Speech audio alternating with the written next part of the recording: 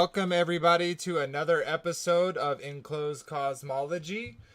This week we're gonna be wrapping up us talking about Moses. So it's all about resolution. So we'll go ahead and say hi to everyone that joined us for the roundtable tonight, and then we'll get in to a little bit of housekeeping, and then we'll get on to the episode. So as always, I'll throw it off to my brother Anthony Dickinson. How are you doing this evening, sir?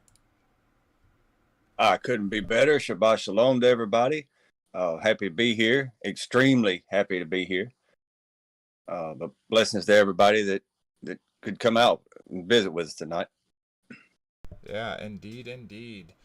All right. Yeah, it's your second one back with us. Woot woot. So hopefully that will continue into forevermore. So we're excited about that for sure.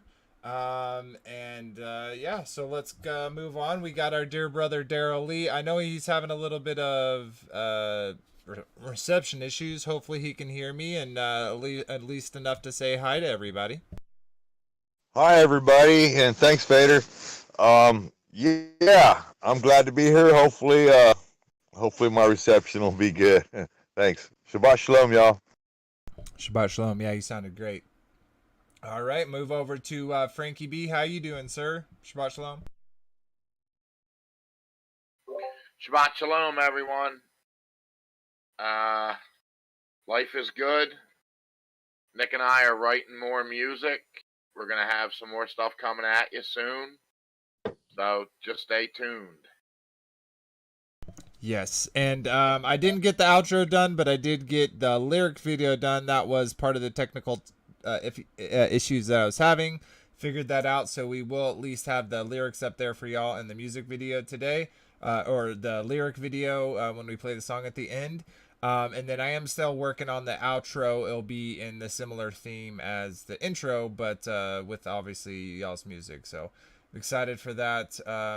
Unfortunately, I was ill, so it didn't get as done, but definitely appreciate you being here and sharing your music and love with us. So I'll go over and say hello to Chris. How you doing, brother? I'm doing good. I'm doing good. Thank you. Peace to everybody and blessings. Indeed. And blessings indeed. We'll go over to Nick. How you doing this evening, sir? I'm doing mighty good. Just definitely kind of riding the cloud right now. Just a creative cloud, which is a lot of fun, you know. So yeah, I'm happy to be here. Thanks for having me. Indeed. I always love when you're here, so we definitely appreciate it. And then just shout out to those that are here. We got Windfeather. Thanks for being here, sister. Wendy Moore, dear sister of ours, my lovely wife. Anthony's in the chat. Dara Lee's in the chat. Nick's in the chat. We got FEAR here. Got Jenny T.I. We got Highway Hermit. Globe Asunder, thank you all for joining us, and those that join us later, appreciate y'all being here. So a few of the house cleaning things. So one, there is still the GoFundMe for Anthony. So we're still trying to hit that goal. To those that haven't heard this yet, or need another little spur, a reminder that we are trying to hit that goal. So go check that out. We really want to get him a lawyer so he can kind of fight back from what happened to him and get him in a better position than he is currently. So please help that out. We've already raised $415. So thank you to all of those who have donated. It means a lot to me, and it definitely means a lot to Anthony. So we appreciate that. Also, on Take on the World, I'm going to kind of skip ahead a little bit. On Take on the World, if you go to the community page, if you're on your phone, you have to do this like in the YouTube app to get to the community page. You can't go on the website, but there is right now, we're getting close to that 500 mark. So when we hit 500 people, this poll is going to be done with, and the number one, what it looks like right now is the shofar at 31 votes, will be that prize for the 500 milestone. So And then just a little information about that. To get into that drawing, you need to have left a comment on a video, and you need to be subscribed. So please check that out if you're interested in winning that prize and voting on that prize. It would really help us out. And then other than that, I won't get into obviously the comments and stuff, but other than that, a couple other things, and I'll do a little reminder when we get closer to the end as well. We are looking to make some new content, but we need people who are interested in helping make that content that can commit at least to, let's say, one time a month where they would be interested in that comment. So we're not going to get into that right now. We'll definitely talk about it in the after show. So join us in the Discord, and links in the description for that, if a mod wouldn't mind putting that up as well, to join the after show to learn about what we're looking to do. So if you're interested, check it out. If not, no worries.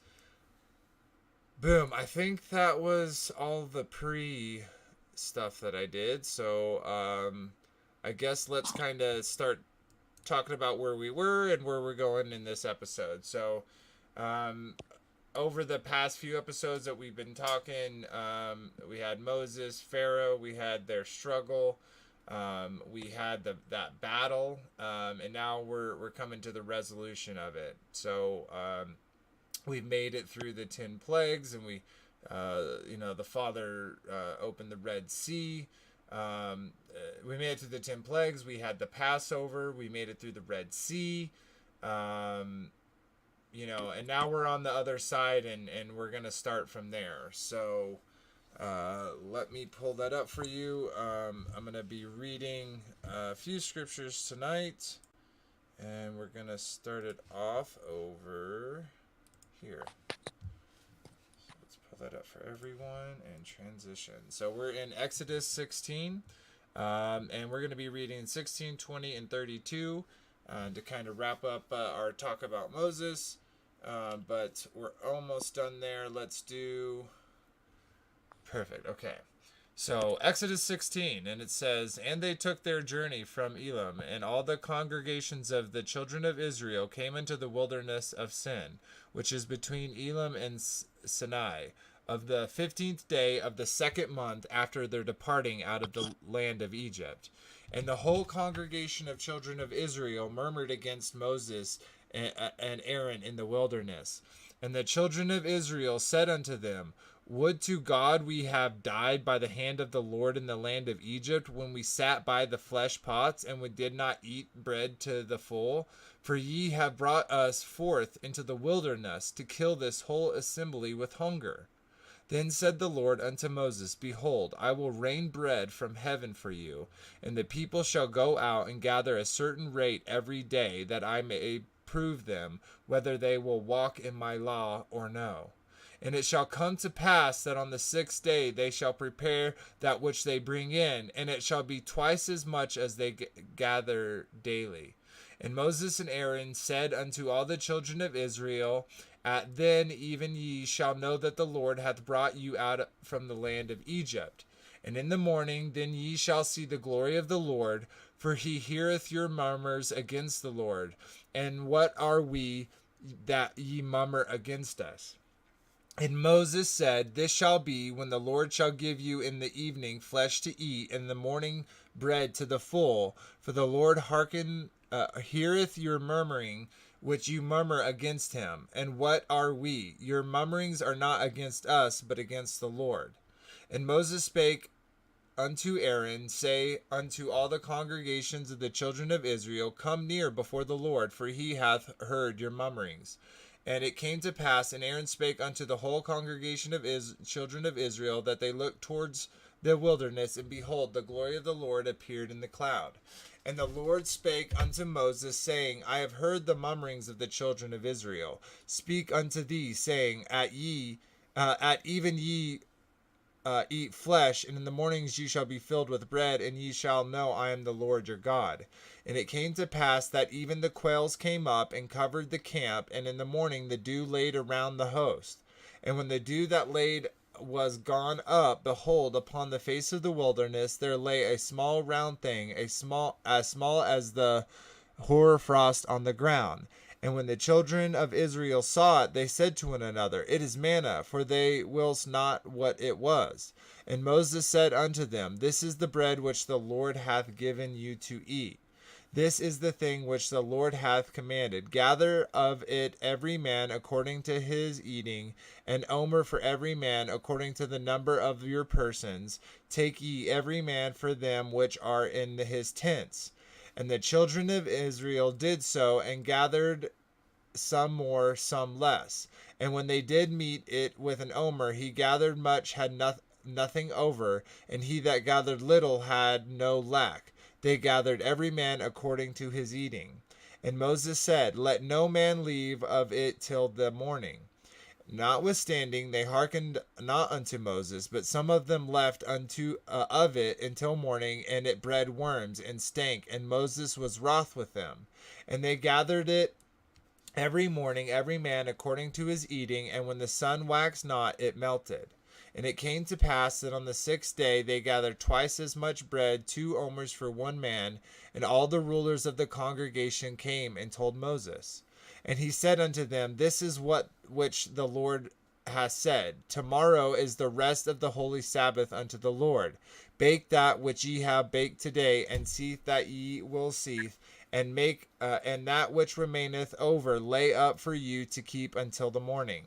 And they laid it up till the morning, as Moses bade, and did not stink, neither was there any worm within. And Moses said, Eat that today, for today is a Sabbath unto the Lord. Today ye shall not find it in the field. 6 days ye shall gather it, but on the 7th, which is the Sabbath, there shall be none. And it came to pass that there went out some of the people on the 7th day to gather, and they found none. And Moses said, and the Lord said unto Moses, How long ye to keep my commandments and laws? See, for that Lord hath given you the Sabbath, therefore he giveth you on the 6th day the bread of 2 days. Abide ye every man in his place, let no man go out of his place on the 7th day. So the people rested on the 7th day, and the house of Israel called the name thereon manna, and it was like cornel seed, white, and the taste of it was like wafers made with honey. And Moses said, This is the thing which the Lord hath commanded. Fill an omer of it to keep for your generations, that they may see the bread within I feed you in the wilderness, when I brought you forth from the land of Egypt. And Moses said unto Aaron, Take a pot, and pour an omer full of manna therein, and lay it before the Lord to keep for your generations. And as the Lord commanded Moses, so Aaron laid it upon their testimony to keep it. And the children of Israel did eat manna 40 years, until they came to a land inhabited. They did eat manna, until they came unto the borders of the land of Canaan. Now an omer in the 10th part of an ephah. I don't know how to pronounce that. But anyways, that was a long one, guys. I definitely appreciate with that. Before I get into it, does anyone else have thoughts, things that poked out on them that they want to bring to the table? Yeah, I got one thing, but it's not in Exodus. I like the fact that whenever they started these murmurings towards Moses over in Deuteronomy chapter 29, it says, I have led you 40. This is after they've been there a while now. It says, I have led you 40 years in the wilderness. Your clothes have not worn out on you, and your sandals have not worn out on your feet. So they was out there for 40 years and with indestructible clothes on, but even that still caused them to make the murmurings that was talked about in we already talked about. Even seeing him in the cloud. Yeah, and this is already after, right? That they already, like, they literally came off like out of the river on the other side. They're now in the, now in the wilderness, and the first thing they think is like, oh, okay, we get it now. You didn't kill us with all those plagues, or the Red Sea. You decided to kill us with hunger. Out here in the wilderness. Right. And Moses, like they're saying this to Moses, and the Lord's like, yo, yo, yo, this isn't, this isn't upon Moses. This is on me that y'all are saying this against. Isn't that typical humanity, though? Always complaining, never being satisfied with the things that God has given them. Ain't that the truth? Like if the power goes out, oh, that's the first thing people do. Oh, the power's out. Well, use that time to pick up the Bible and read a little while. I mean, just that course of the moon. just that And quietness as men alone perished, is they cried, and their cry just went about to heaven. overwhelming sometimes. How good it feels. Just the quietness. Sorry about that, everyone. Apologize. Yeah, no, I totally agree. That it's a good time to, it's always a good time to get in, into the Word with the Father, and that would obviously cause a lot of less of this, if they spend a lot more time in spirit and thinking about the Father and after His heart, then they wouldn't be thinking the way they are, So, it's unfortunate, but oh, okay, I get it now. Sean decided to go live at our normal time.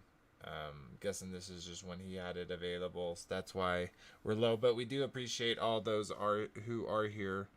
But anyways, so another thing that I wanted to point out. Let me pull that up for y'all real quick. Bear with me.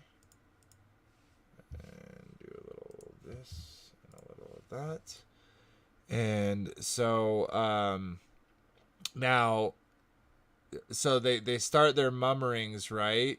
And then they're even mad, like, they're even mad about the bread. Like, I'm gonna bring bread, and they're like, well, that's not really enough, right? And then they're like, we want meat too.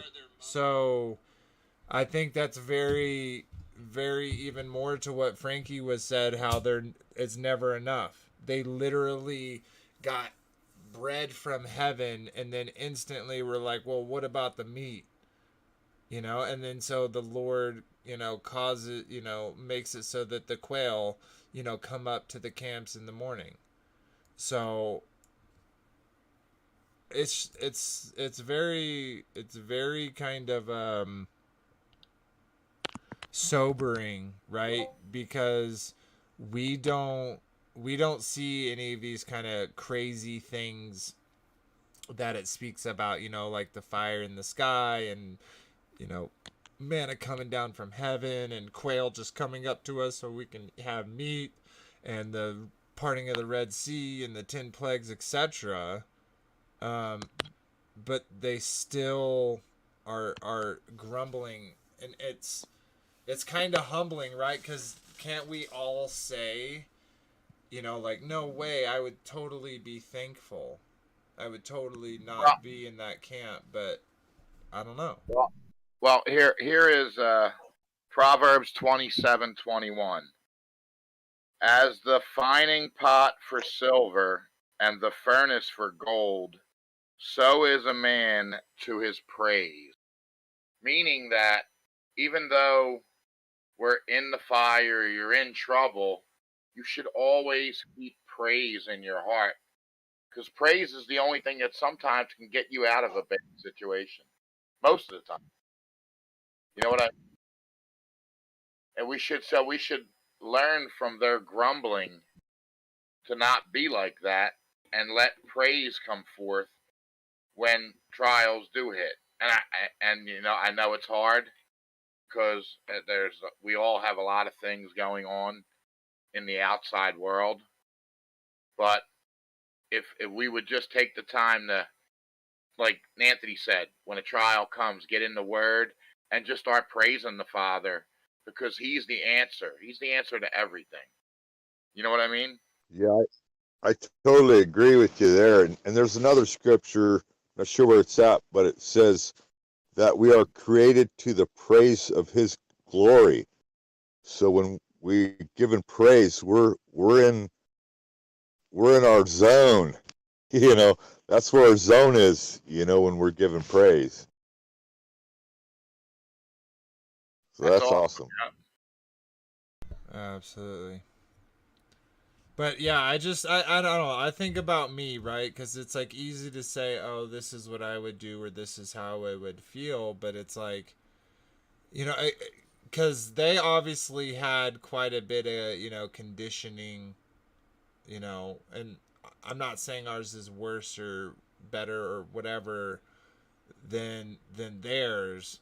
But I think about that in like kind of our own times, you know, like if things ever led up to, let's say, a second Exodus. I don't know if I believe in that concept, though it seemingly kind of makes sense, but I'm not sold on it. But point being is, you know, like, Vader. well, just Vader, I just think. a second, brother. Where I'm kind of coming from is because it almost makes me think that they had been seeing a lot of signs and wonders, kind of like it talks about in Second Thessalonians and Revelations about lying signs and wonders, and and how definitely with technology and like with what they are now, like how more so they're going to have these lying signs and wonders match up with scripture.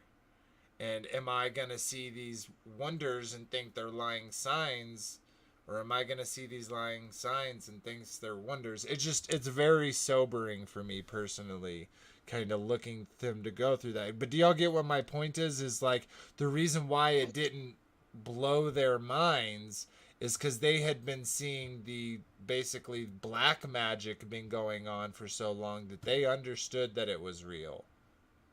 I don't know. Thoughts? Well, we are in a second Exodus because people are leaving mainstream media. They're leaving mainstream churches. You know, there's a great awakening going on. So you could literally call this a second Exodus because we're all starting to see the BS of this realm. You know what I mean? There's a huge awakening going on. A lot of people are starting to come out of just following suit and pushing against the establishment. And to me, that's an exodus.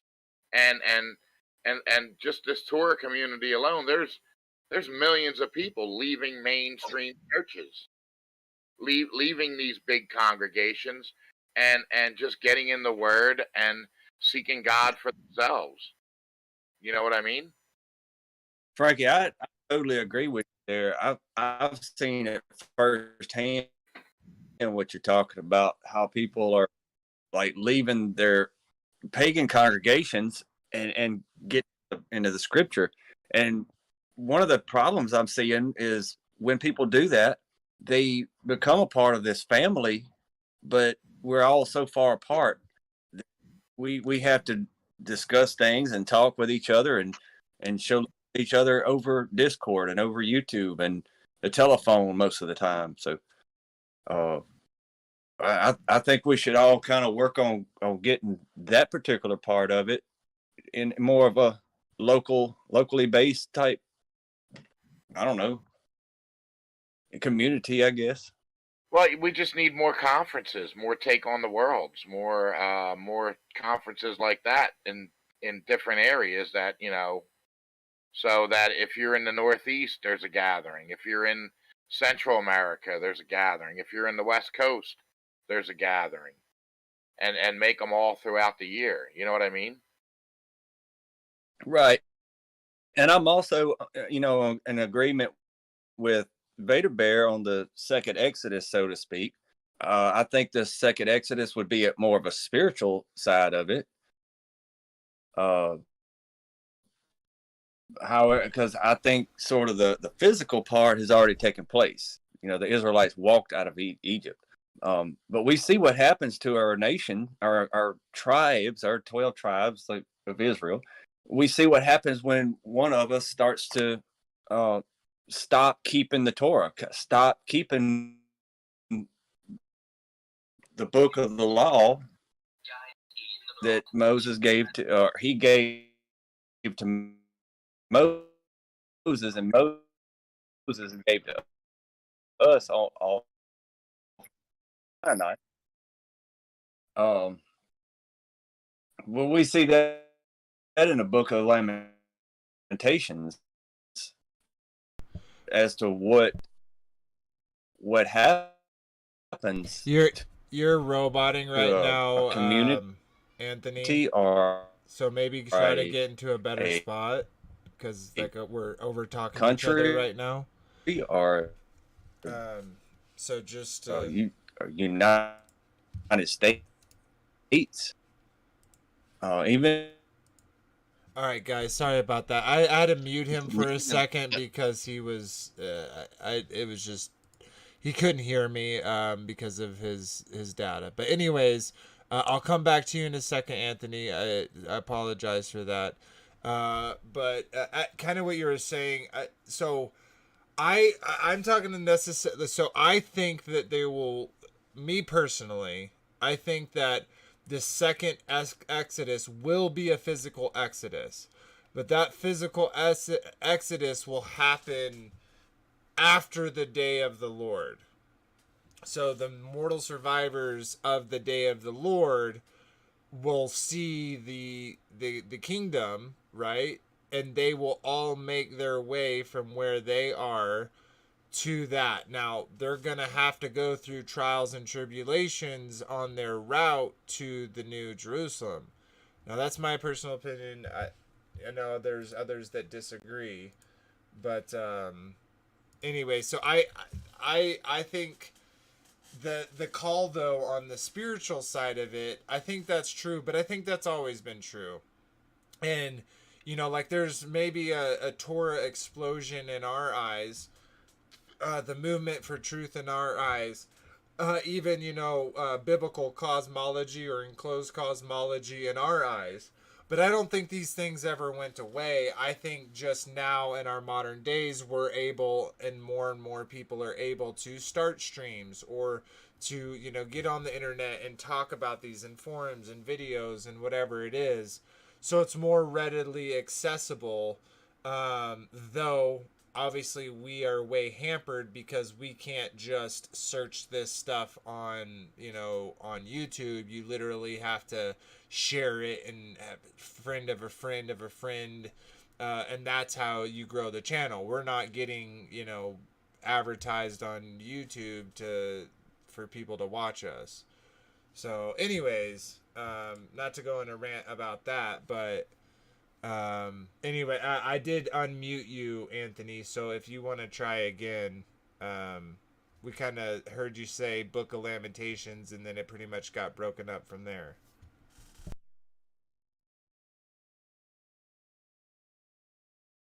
You there, brother? I did. You shouldn't be muted unless you muted yourself. I can hear him. Oh, y'all can hear him?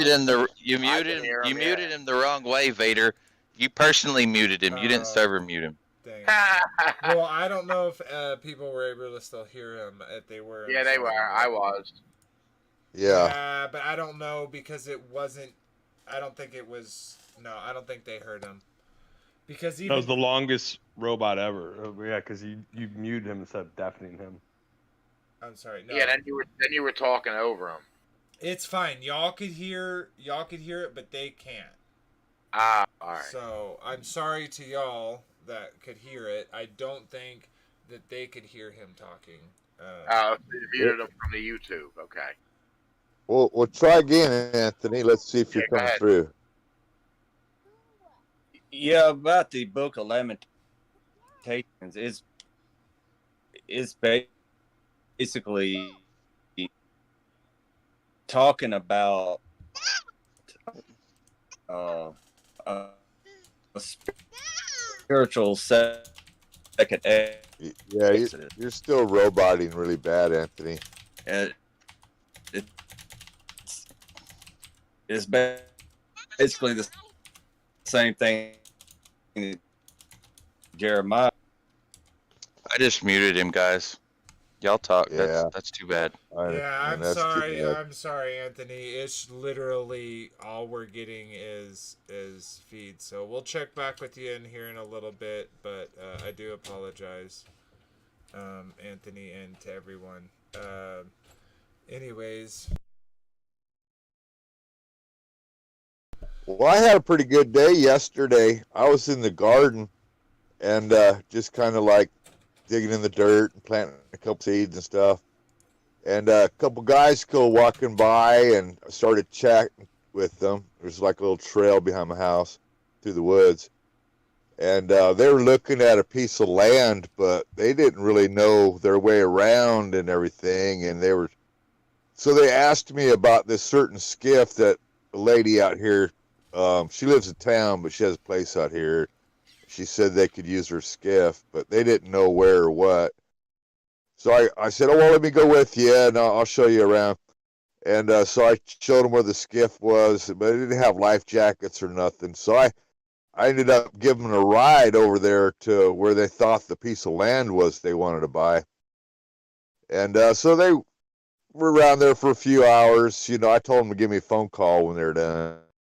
And so they called me. I went, picked them up and everything, and brought them back to where they were going to catch their plane.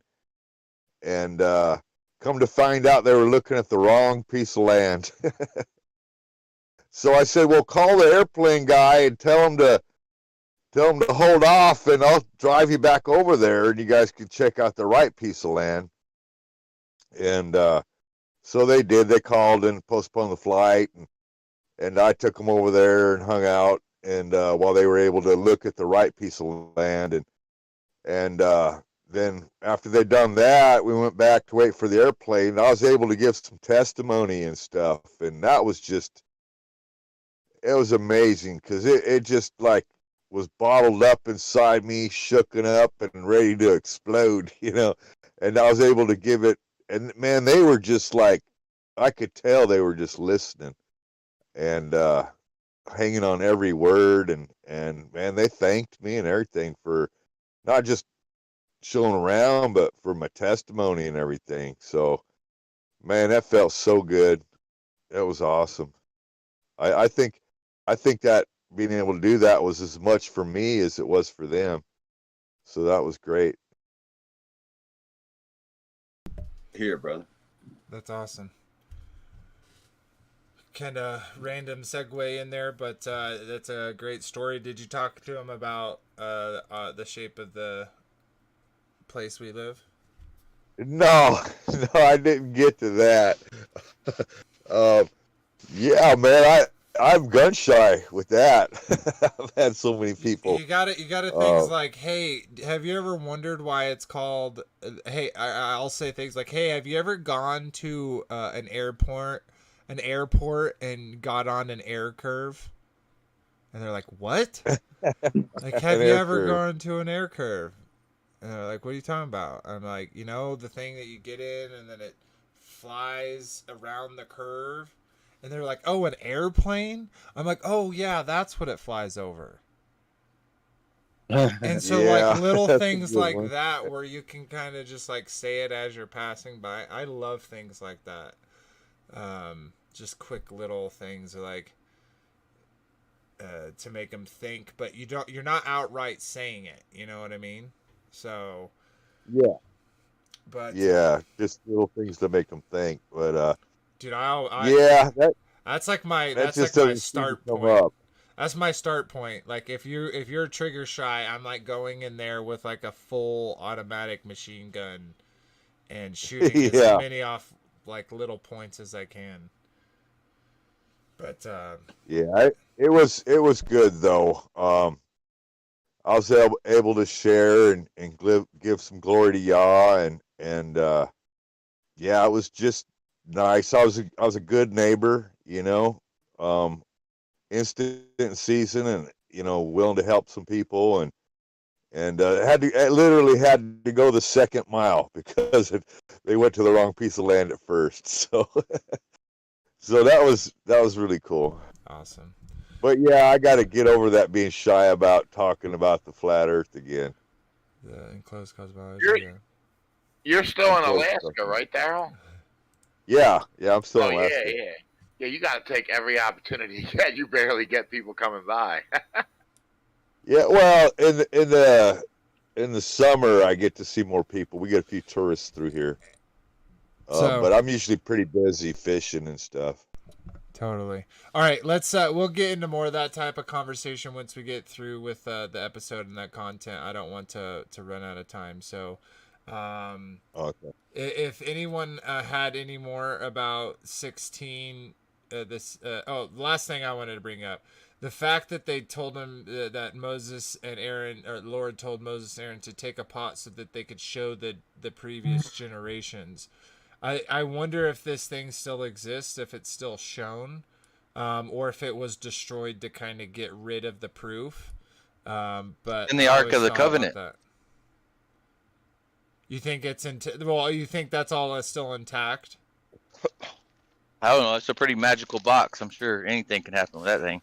For sure. And so I don't know if it's still on the earth or it's been taken away and brought to the new temple. I'm not 100% sold on that, but it would be interesting to kind of to know where that's at.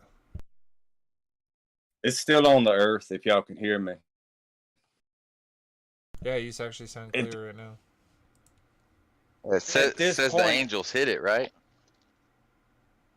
I think it's in Right, but- Jubilees. I haven't read that in Jubilees, but I remember someone saying about that in Jubilees. I don't know if in the quote unquote canon. Don't get wet. If it's in the quote unquote canon. Yeah, it's in there. It's in the book of Joshua and First Samuel. I think it might be Judges. I think it's Yeah, you're breaking up again, brother. But yeah, I I have to mute you again, bro. I'm sorry. Hittites are some.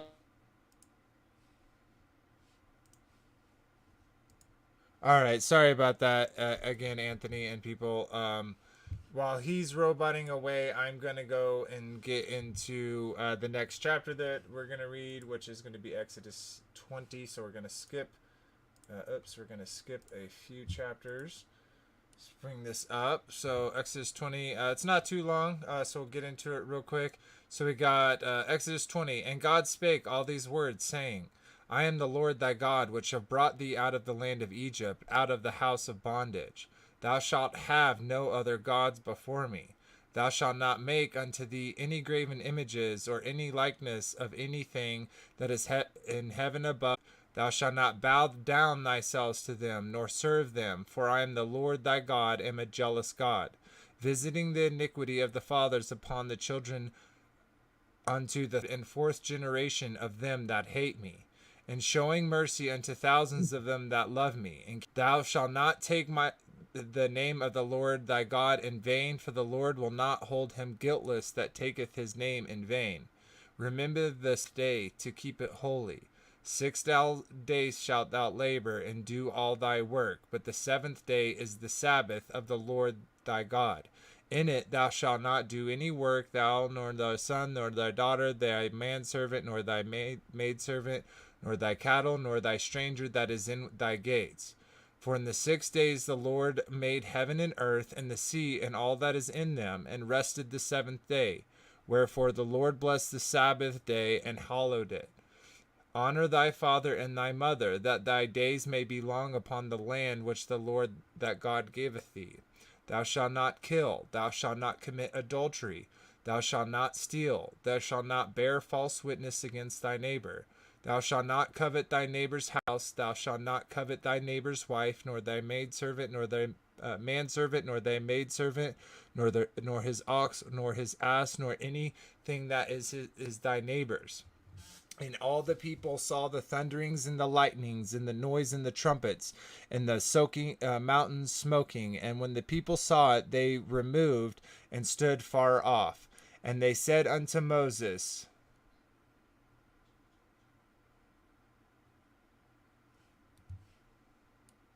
I'm going to pause real quick. I don't know if y'all can hear me right now. No. Yeah, People are saying that there's audio issues right now. Uh-oh. They said it's buffering. I'm getting YouTube errors. So if y'all would all just mute real quick, I'm going to see if there's anything I can do. Why is it doing this?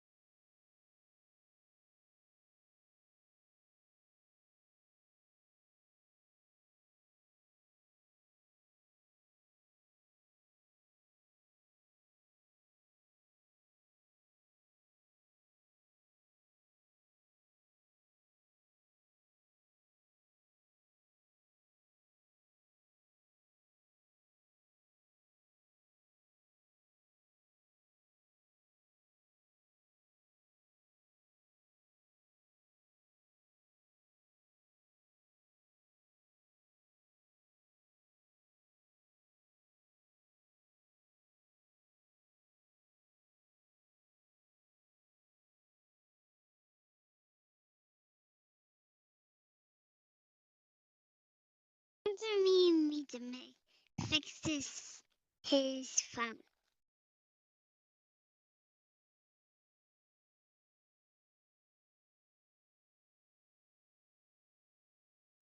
I don't know, it seems like the stream's going for me. It's not spinning out. Good now, I heard in the chat, Jay-Z.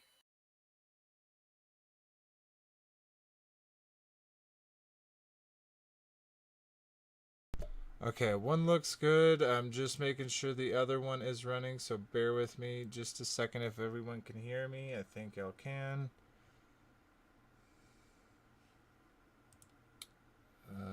Okay. Sorry guys, just bear with me a brief moment. I'm trying to get into here. Okay, there we go. Alright, sorry about that everyone. See if this one's gonna pull up for y'all too. Okay, perfect. So I hope everything is good to go. Everyone can hear me now. Anyway, so finishing off, and does anyone know where I left off? I don't know where the audio cut off, so I'm just gonna jump up a little bit. Seventh day, Sabbath. Oh, okay. The Ten Commandments. Yeah. Yeah, I know. I just don't know what day, where it left off on Sabbath, the stream. seventh day. Okay. And then it says, honor thy mother and thy father, that thy days may be long upon the land in which the Lord giveth thee. Thou shalt not kill, thou shalt not commit adultery, thou shalt not steal, thou shalt not bear false witness against thy neighbor. Thou shalt not covet thy neighbor's house, thou shalt not covet thy neighbor's wife, nor his manservant, nor maidservant, nor ass, nor his ass, nor anything that is thy neighbor's. And all the people saw the thunderings and lightnings and the noise of the trumpets and the mountain smoking. And when they saw it, they removed and stood afar off. And they said unto Moses, Speak thou with us, and we will hear. But let not God speak with us, lest we die. And Moses said unto the people, Fear not, for God is come to prove you that his fear may be before your faces, that ye sin not. And the people stood afar off, and Moses drew near unto the thick darkness where God was. And the Lord said unto Moses, Thou shalt not say unto the children of Israel, Ye have seen that I have talked with you from heaven.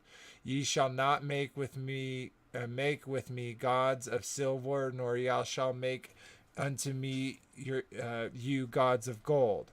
An altar on the earth thou shalt make me unto me, and thou shalt sacrifice thereon thy burnt offerings, and thy peace offerings, thy sheep, thine oxen, and all the places where I record my name I will come unto thee, and I will bless thee. And if thou wilt make an altar of stone, thou shalt not build it of hewn stone, for if thou lift up thy tool upon it, thou hast polluted it. Neither shalt thou go up by steps unto mine altar, that thy nakedness be not discovered thereon. So, a little short one there, and most of us recognize this obviously as the Ten Commandments, and this is obviously tied into the title of the episode, resolution. And so resolution is making your mind to do something or to not do something. So we see that, here in a little bit, we'll get into it more. We'll see the different types of things that people have, what their resolution is. Is it to have other gods before Yah, or is it to not? Is it to make graven images, or is it and to bow down to them, or is it not? And a lot of us know these answers, but I just wanted to point that out, because all of these things that he's asking here, most Christians that wouldn't say they're Torah observant would all agree with. Now, they may dissect one thing over the other and say, for instance, the Sabbath day, it doesn't matter what day. There's a lot of different ways that we could dissect this, but we could all at least agree that these are good behaviors to have, and ones that are significant to the Father, in so much that he had them written. He wrote them in stone.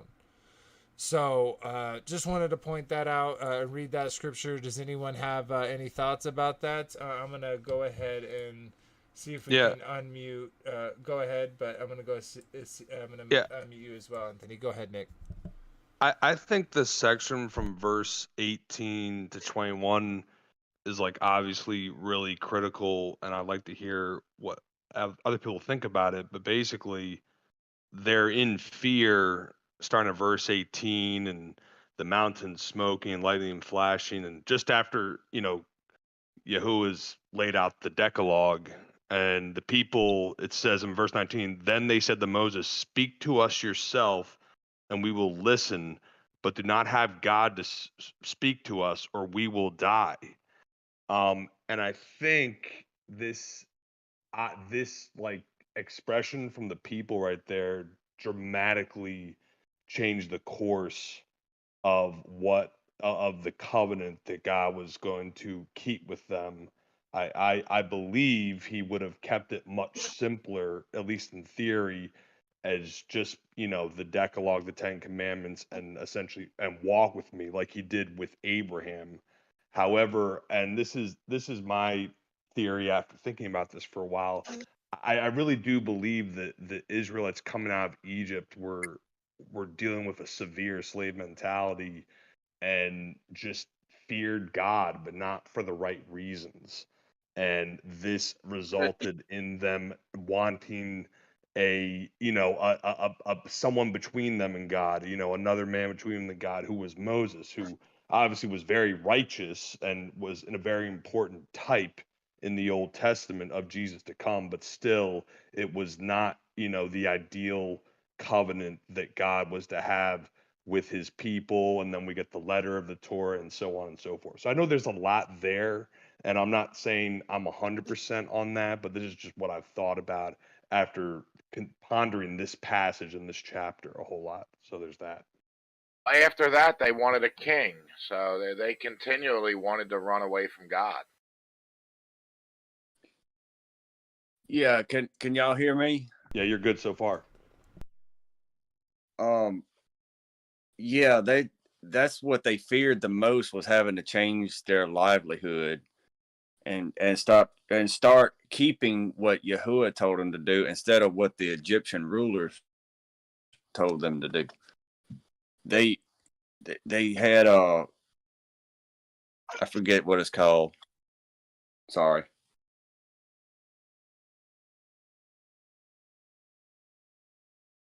They had become accustomed to doing the things in Egypt. And when they did become That's free, so unfortunate. We got to put them down. they Yeah, I'm sorry about that, Anthony. I know that's so frustrating. I don't know what's going on about your service. I would maybe try to restart your phone. Maybe there's an update or Yeah, something he left like out. that. Okay, so if you're hearing me, hopefully you can get that fixed and get you taken care of. But I'd try to reset it. But anyway, so um, I'd like to hear what you said, but we literally couldn't. But kind of what you were saying, Nick.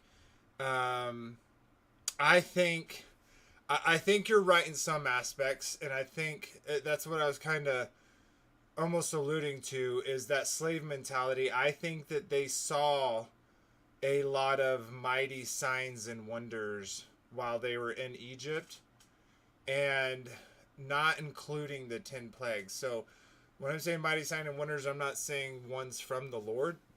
I'm saying the ones from the quote unquote gods of Egypt and their sorcerers and magicians, etc. So we saw like a battle happen right throughout that where the sorcerers were doing things that Moses was doing.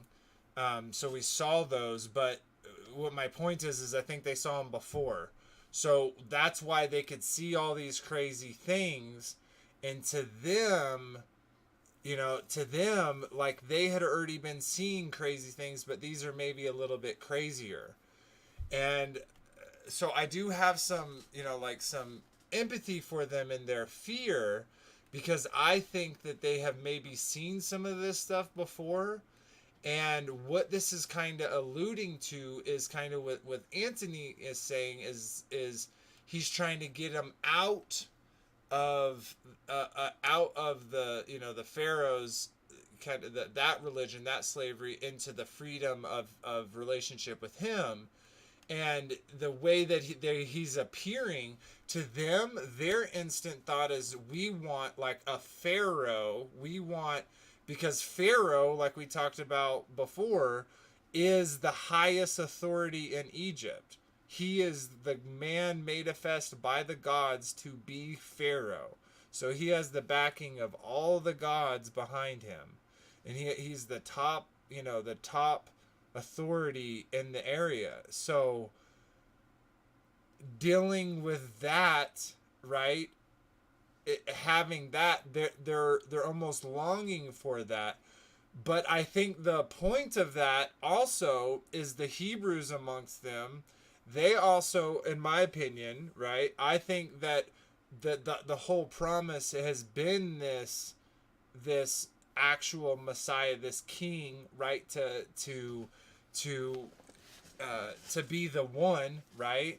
And they're hoping Moses is it, right? And they're hoping, and we'll go on this. They're hoping the next one's it, and the next, and we keep going to this. And sometimes they kill him, sometimes they lift him up. But what my point is this shock and awe, I think, was realer than any, like was more real than anything that they ever experienced. And they literally were in, like, I don't think, you said that they feared the wrong way. I think that they were finally starting to understand what kind of God that they were talking about, because they lost sight of him for a long time.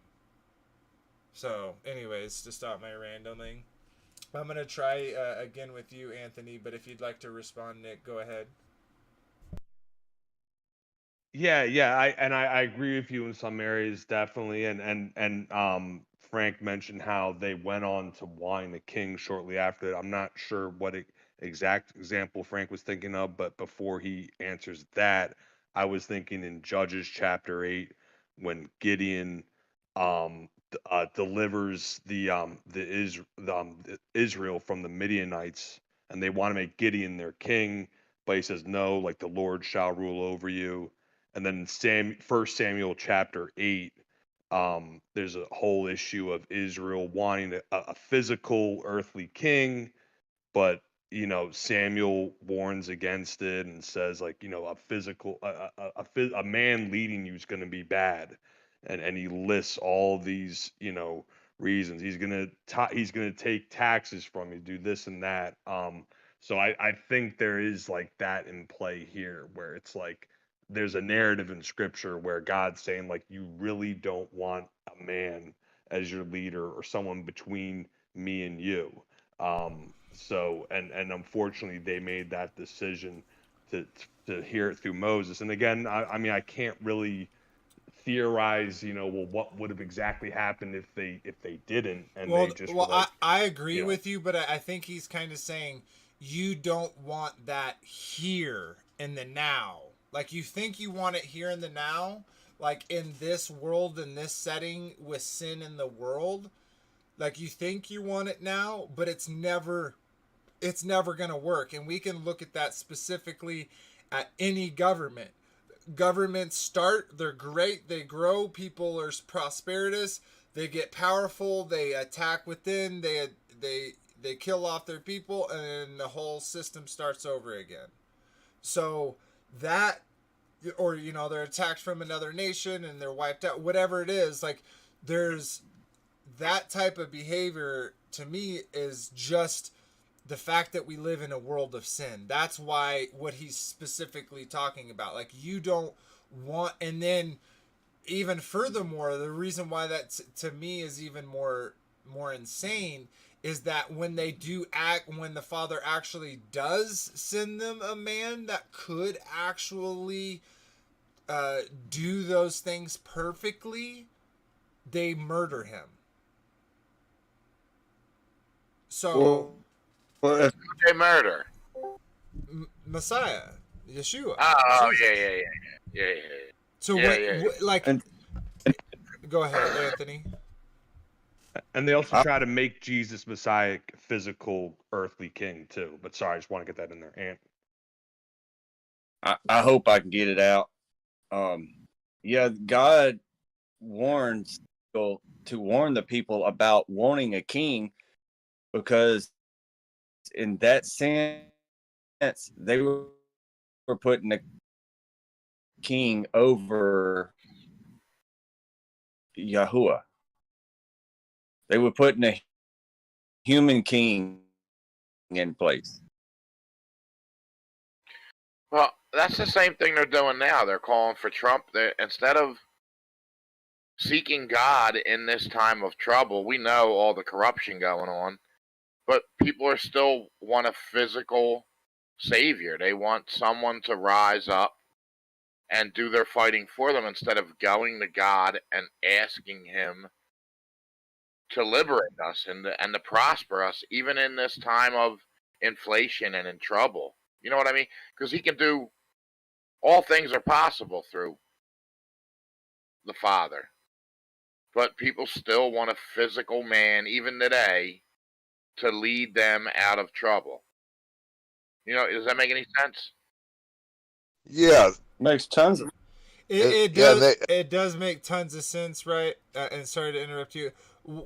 One thing though is, like, that eventually leads to kind of like communism, right? Like, we don't need a leader, like, but the reality is there is a hierarchy, right? And we mimic that hierarchy, but then, unlike the Father, we put in all our bias into said hierarchies. But what I mean is, like, in order to ship things like logistics, that takes a lot of work, and it literally takes one person telling a group of people to do something, and that person was told what to say, and that person was told how to say, etc. And there's this whole line of things to get information out there. Now, of course, and this is what I was kind of talking about with governments, when they start out, they're always good, but if they get all this power and all this wealth and they're so prosperous, a lot of the times, if they're not focused like Abraham on being obedient to the Father and sticking with that will, they quickly come out of that, and their nations are ravaged or destroyed or whatever. And you can literally see that throughout history.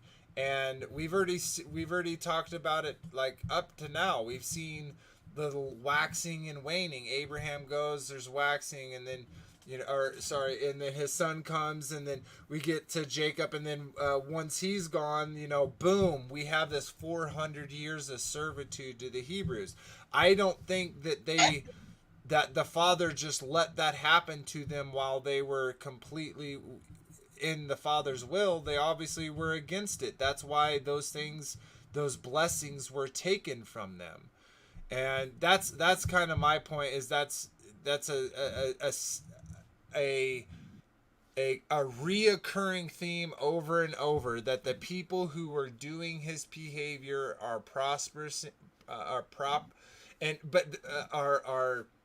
living in abundance, and then those that aren't, right? Those that aren't are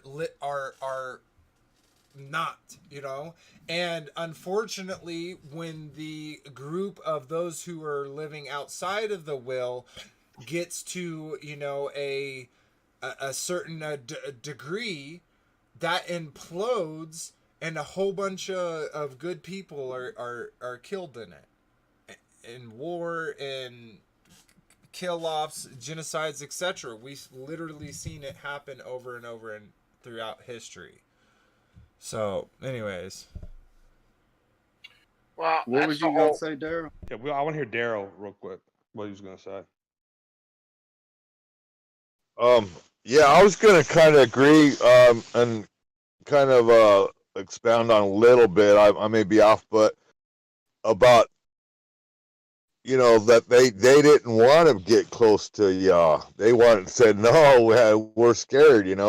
Let Moses be up there, and let him be our king, or let us have another king, and let us have laws and things like that. I don't know if that's in scripture, but to me, it kind of seemed like they were begging for laws and a king, and that they were still in Egypt in their mind, like what Vader was saying. They still were, seeing the sorcery stuff, and, they hadn't really made up their mind. They still had a heart for doing stuff the old way, from Egypt. They were still in Egypt wanting to do those kind of things. And I don't think that Yah's plan was to like enforce the Torah on them and have them a king, I think that he wanted to just walk with them in love and mercy and just teach them like a father teaches his child. Yeah, you might have to spank them a little bit, or maybe you could just talk to them reasonable. I think it was more what he's wanting to have an intimate thing with us, relationship. with the relationship, yeah, with the Holy Spirit in us, and I think we're still going through the same thing, we're still pushing Moses between us, it's like, you get these mega churches, we want to idolize some, billionaire pastor or something, and buy him jets and keep him happy, so we don't have to have a one-on-one personal relationship, we can pay our tithes or do whatever and keep God at a distance. I think we all kind of do that in some little part, even when we really seek in and seeking them. Are we really doing that with our whole heart? Is there one, I mean, the fear of God could be a good thing, but then it can be, something else. I think there's a certain kind of fear that we have to have, but something that pushes us to seek the Father and not, push Moses between us and the Father. Oh, for sure. And I think that the fear was based upon what they were feeling in Egypt. They saw these things happen, right? Which were similar, but they're not the real presence. And the repercussions typically, I bet, of those happenings were probably like rituals of human sacrifice and, you know, weird stuff with the gods.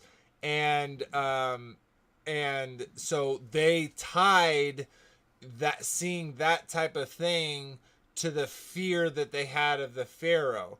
But I think the point of that is they were fearful of death, a physical death, right? But what he goes Right. on to teach them is it's not just about spiritual death, right? Like, we go on to know that it's like, why do you fear the person who can take your flesh, but he who can take your soul? But they were all bought in for 400 years to the whole, you know, mythology of Egypt, which is Nimrod, which is Osiris, which is this huge religion that was the antithesis of being set apart. So they became that were incorporated into something, you know, like they had been fully taken over, right? But there was a glimmer of hope. Right. And I think we've seen that over and over. And that's Well, why I think that, just to finish it up, to the king part, that's why I think that the reason why they wanted that is because they wanted the Messiah. They didn't, but what they were asking for was and they thought in their minds is like, hey, put someone that's us in representation for us, right? But what he was saying is, you don't want that here in the now. Like, you think that a human being is gonna able to do this, but they're not, because even if he does, right? And I know I'm going long-winded, but Adam, Abraham, all the way Isaac, Jacob, all the way down through the line, all of these men who were in those positions, even if they did well, it wasn't a guarantee that the next generation would do just as well. So there is a separation, and it's based upon whether they were made a resolution to follow what the Father was saying or not. Well, it comes down to what people are just comfortable with a mediator. They can't receive God's love, and they're just comfortable with a mediator, and some don't even want his love. And you can see how the mob rules take over this whole congregation. The mob that came out of Egypt, and those that were Egyptians and from other countries, they were literally running the camp because they were all going against what the Father wanted, which was a relationship with all of them, like Daryl just said. And we have that same thing now. It just with the Operation Mockingbird, with all the things that are going on, it's a mob rule mentality. You can only say what we want you to say, what we feel is acceptable. Anything else is conspiracy, or any glimmer of the truth is just a conspiracy, and it's misinformation. You know what I mean? Yeah, totally. And so before we run out of time, I want to read one more scripture, and it is a little bit of a longer one. It's Exodus 32, but the reason why, but I'm stopping real quick because I want y'all to keep in mind. I think that's a great point. That fear, right? That they're saying, put this person in front of us, right? Put this person in front of us. So I'm going to share on screen. This again is Exodus 32. And it says, and when the people saw that Moses delayed to come down out of the mount, the people gathered themselves together unto Aaron and said unto him, Up, make us gods, which shall go before us. For as for this Moses, the man that brought us out of the land of Egypt, we wrought not what is become of him. And Aaron said unto them, Break off the golden earrings which are in your ears of your wives, of your sons, and of your daughters, and bring them unto me. And they all brake off the gold earrings which were in their ears, and brought them unto Aaron.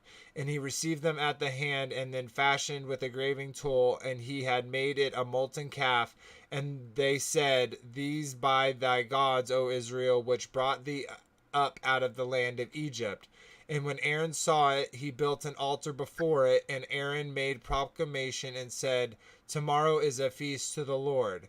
And they rose up early on the morrow, and offered burnt offerings, and brought peace offerings, and the people sat to eat and drink, and rose up to play. And the Lord said unto Moses, Go, get thee down, for thy people which thou broughtest out of Egypt have corrupted themselves. They have turned aside quickly out of the way which I commanded them, that they have made them a molten calf, and worshipped it, and have sacrificed thereunto, and said, These be thy God, O Israel, which have brought thee out of the land of Egypt. And the Lord said unto Moses, I have seen these people, and behold, it is a stiff-necked people. Now, therefore, let me alone, that my wrath may wax not hot against them, and that I may consume them, and I will make of thee a great nation. And Moses besought the Lord his God, and said, Lord, why doth thy wrath hot against thy people, which thou hast brought forth out of the land of Egypt with great power, and with a mighty hand? Therefore should the Egyptians speak and say, For mischief did he bring them out, to slay them in the mountains, and to consume them from the face of the earth? Turn from thy fierce wrath, and repent of thy evil against thy people. Remembering Abram, Isaac, and Israel, thy servants, to whom thou swarest by thine own self, and saidst unto them, I will multiply your seed as the stars of heaven, and all this land that I have spoken of will I give unto your seed, and thou shalt inherit it forever. And the Lord repented of the evil which he thought to do unto his people. And Moses turned and went down from the mount, and the 2 tables of the testimony were in his hand. The tables were written on both their sides, on one side and on the other were they written. And the tablets were the work of God, and the writing was the writing of God graven upon the tables. And when Joshua heard the noises of the people as they shouted, he said unto Moses, There is a noise of war in the camp. And he said, It is not the voice of them that shout for mastery, neither is the voice of them that cry for being overcome, but the noise of them that sing do I hear. And it came to pass, as soon as he came nigh unto the camp, and he saw the calf and the dancing, Moses' anger waxed hot, and he cast the tables out of his hands, and brake them beneath the mount. And he took the calf which they had made, burnt it with fire, ground it to powder, and strawed it up the water, and made the children of Israel drink of it. And Moses said unto Aaron, What did these people unto thee, thou that brought so great a sin upon them? And Aaron said, Let not the anger of my Lord wax not. Thou knowest the people, that they are set on mischief. For they said unto me, Make us gods which shall go before us, for as Moses, the man that brought us out of the land of Egypt, we wrought not what is become of him. And I said unto them, Wheresoever hath any gold, let them break it off. So they gave it to me. Then I cast it in fire, and there came out this calf. And when Moses saw that the people were naked, for Aaron had made them naked unto their shame among their enemies, then Moses stood in the gate of the camp, and said, Who is on the Lord's side? Let him come unto me. And all the sons of Levi gathered themselves together unto him. And he said unto them, Thus saith the Lord of Israel, Put every man his sword by his side, and go in and out from gate to gate throughout the camp, and slay every man his brother, and every man his companion, and every man his neighbor. And the children of Levi did according to the words of Moses, and there fell of the people that day about 3,000 men. And Moses had said, Consecrate yourselves today to the Lord, even every man upon his son and upon his brothers, that he may bestow upon you a blessing this day.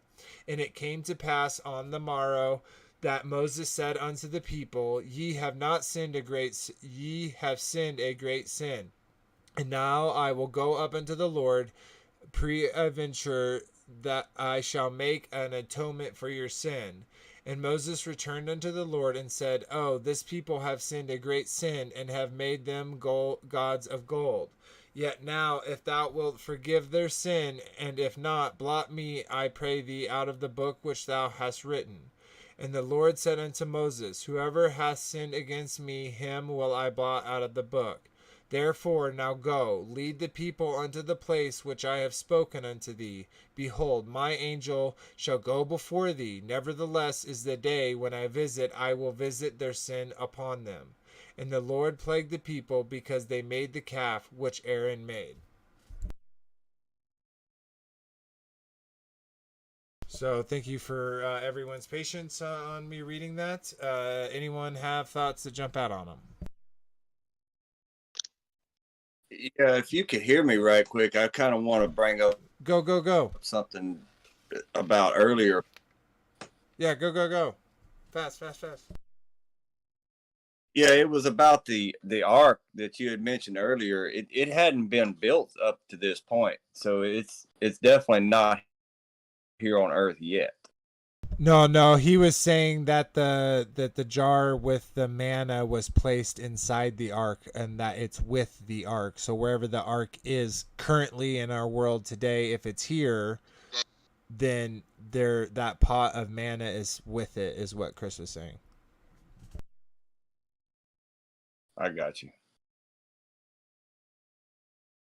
But if anyone doesn't have about this, I have a couple of points real quick. Is literally this final warning where we see, you know, the greatest love in Moses, where Moses is like if you can't forgive their sin, you know, and this is in 32 and I'm paraphrasing, it's like, if you can't forgive their sin, then blot me out with them, you know. And he's like, no, I'm not gonna blot you out, I'm gonna blot out anyone who's sinned against me.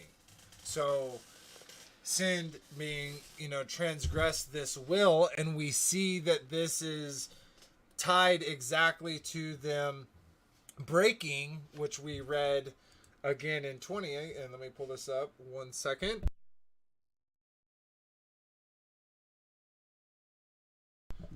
So here in 20, when we read it out of the 10 Commandments, that second thing, it literally, let's see, boom, right here.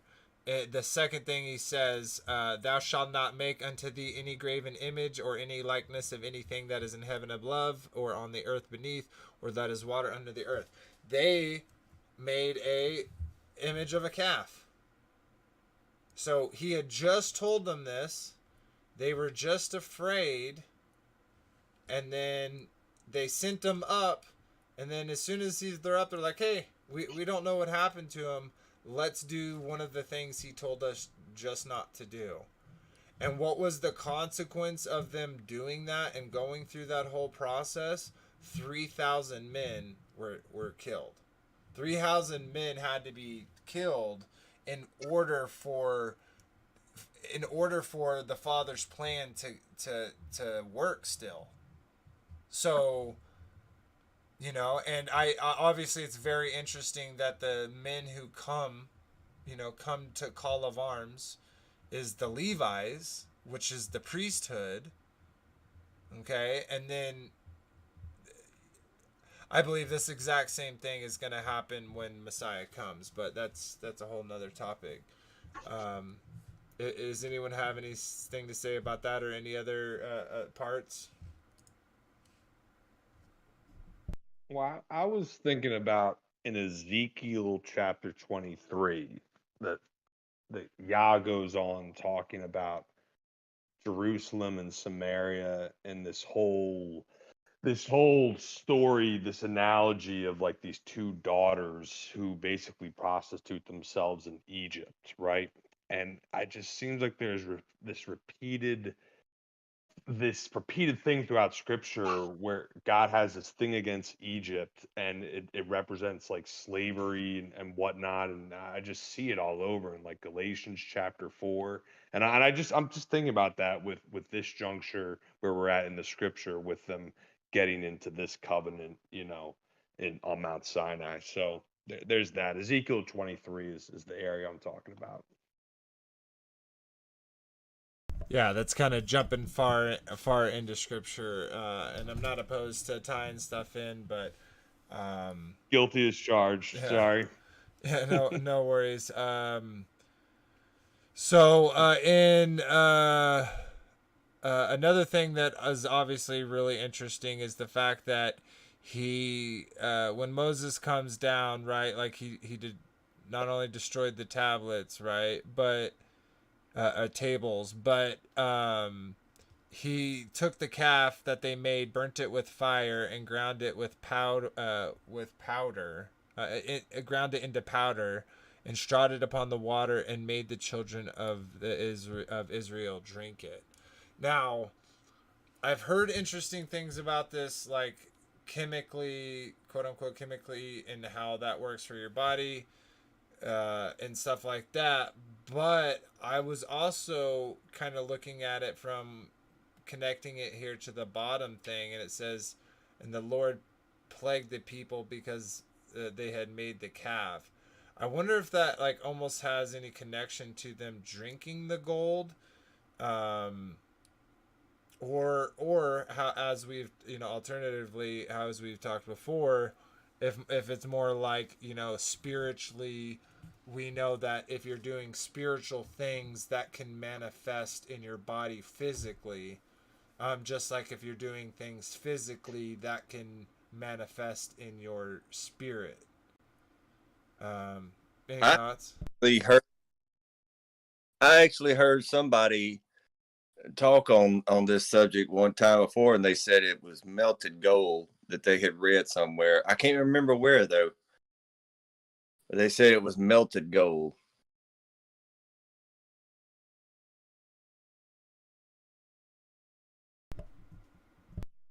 I guess I what do you thought it mean was by melted crushed gold? up, powdered. Because it literally says like he crushed it up into powder Right. and then strawed it over, meaning like he spread it over the water, and then he made the people drink that water. I also wonder if it was maybe kind of like a cleansing process. Like the only way that you can like say like I'm dumb is by kind of eating it. Kind of like almost like putting your foot in your mouth. Like this silly thing that you made, we're going to like make you eat it. So I always have it thought about that, and what the point of it was. It a chemical thing? Like did it physically like physically do something to their body? Was it something that did something physical to their body that let a spiritual thing happen? I don't know. It's really interesting to me to think about that. But I last thing that I want to point out is I think it's very I personally think this is really funny. So like he's coming out of the mountain, right? And he's like how we were reading in 20 or whatever. And like he's literally like don't hurt don't hurt your people. It's actually here. No, it's in 36. I'm sorry. Let me bring it up for y'all. Okay, here we go. Transition. Okay, so right here it says, and Moses was let me see here. I just had it and I lost it. Okay, yeah. And Lord said unto Moses, go get thee down, for thy people that thou broughtest out of the land of Egypt have corrupted themselves. They have turned aside quickly out of the way which I commanded them, that they made themselves a molten calf and worshipped it. And they sacrificed thereon and said, these by thy gods, O Israel, have brought them out of the land of Egypt. And Lord said unto Moses, I have seen these people, and behold, it is a stiff-necked people. Now therefore let me alone, that my wrath may wax hot against them, and I may consume them, and make and I will make out of thee a great nation. So he's like, I'm going to get rid of all of those people, and we'll just start over with you. God. Yeah. And he's going to get rid of the people and their gods. Yeah, with a consuming fire. Yeah, so he's gonna get rid of all of you, and he's like, no, please don't do that, please, like, you would basically be like, you just brought him out here for mischief and killed him, but what I think is funny is then when Moses comes down, he's like instantly has that same anger, right? Where he like destroys the tables and he's just like, give me this thing, and he breaks it down. He's like, drink this. You know what I mean? It's just like, it's almost like he was like, because the father knew what they were doing when he didn't, but when he saw it, it was like, he was like, no way am I really seeing this right now. I think that's so interesting. That's juxtaposed to him, wanting to soothe the father's, the father's anger. And then he turns around and is like, okay, we're going to make them all drink it. And then, hey, I need people to come with me, and we're going to go kill 3,000 of these men. So I don't know. I think it's really juxtaposed where he's asking the father for mercy, but then seemingly isn't giving mercy. And then, he's asking, for, information, and then, destroying that information. So I don't know. What are y'all's thoughts about that, or any of the other parts of 32?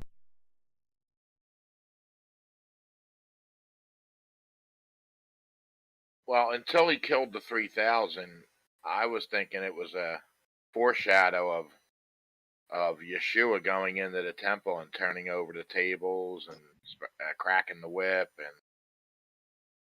just cleaning out the father's house. But when you threw the 3,000 getting killed in there, that kind of blew that theory.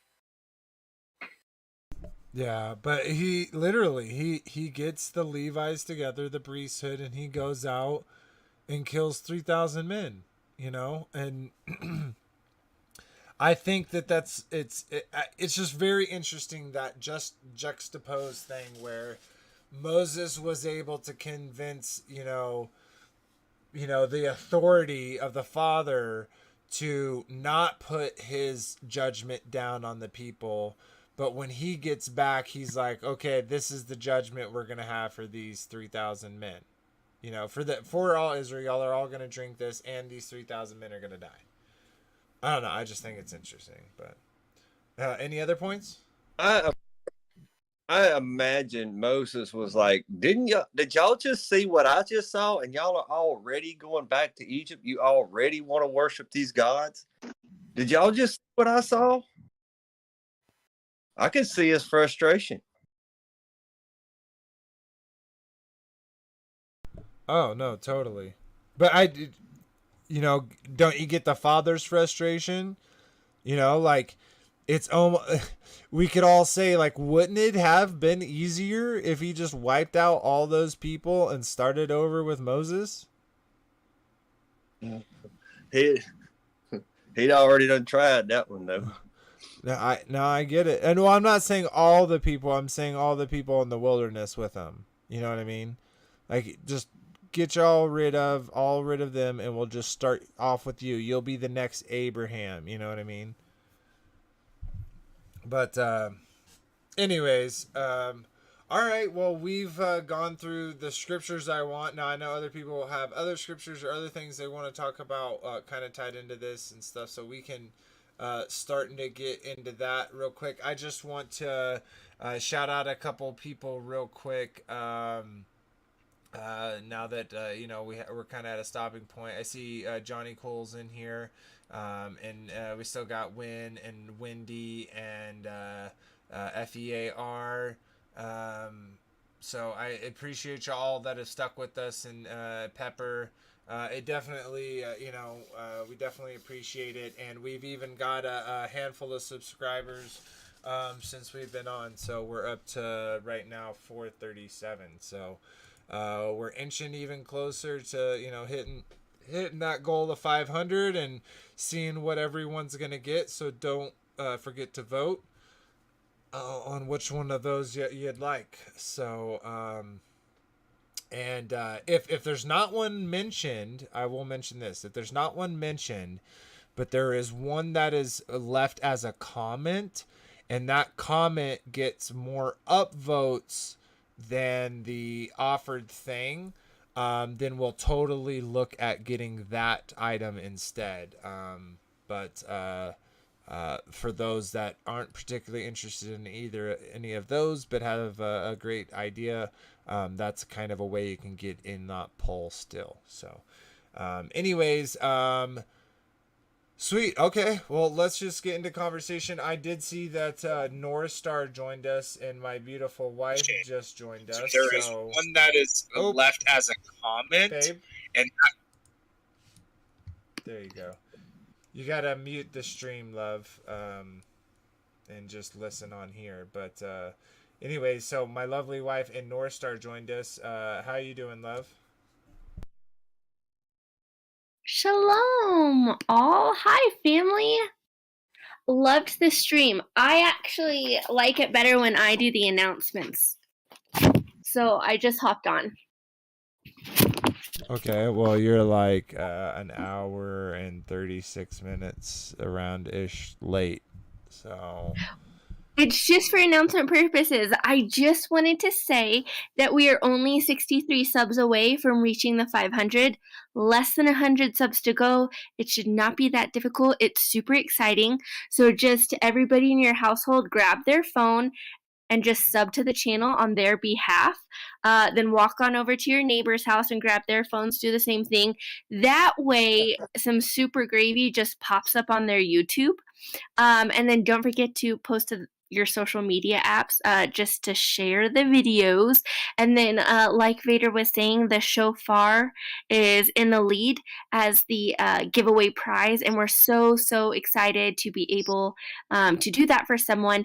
Don't forget that in order to be in the drawing, you don't just have to subscribe. You also have to comment on one of the videos.